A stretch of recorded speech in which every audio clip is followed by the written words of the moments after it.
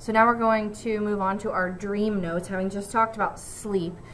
So let's talk about why do we dream? What are the dreams? What's going on? These are usually the story-like unfolding, right, mental imagery.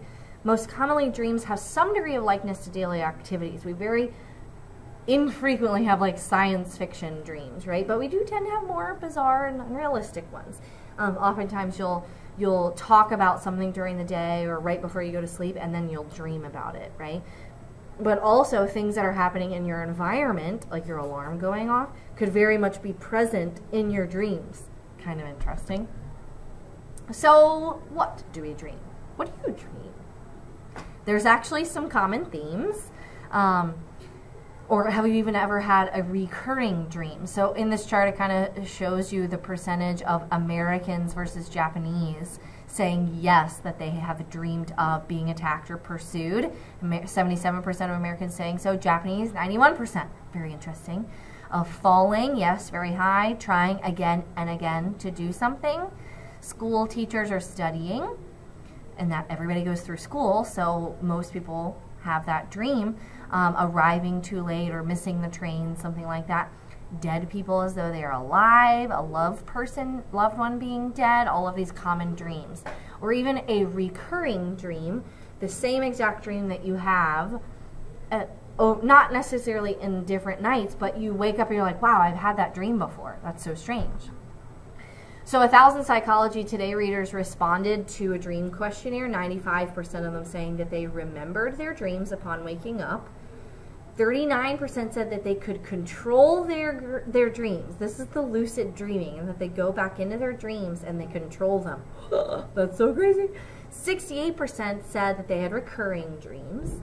28% saying that they had died in a dream. Wow, that's intense. And then 45% saying they had dreamt about celebrities. That's kind of funny. So here are some dream theories. Okay, and again, these are theories. That doesn't mean that they are all true. And of course, Freud had to throw in his 2 cents because he says that dream analysis is part of psychoanalysis and understanding the unconscious mind. So his theory was on wish fulfillment. Freud suggested that dreams provide a safety valve to discharge unconscious wants and desires. Nobody knows what you are dreaming about other than you, and it's kind of like a satisfactory, socially acceptable way for you to not tell anybody about your socially unacceptable desires and wants. So there's 2 different contents here, and yes, you need to know about both of these. There's the manifest content, which is just what happened in the dream. It's the remembered storyline of your dream. That's the censored version, but then the dream's latent content is like the underlying meaning of the dream. So all of our dreams show some kind of wish fulfillment or unconscious desires. But sometimes our dreams have to be interpreted. And the interpretation is the latent content, the underlying hidden meaning of the dream.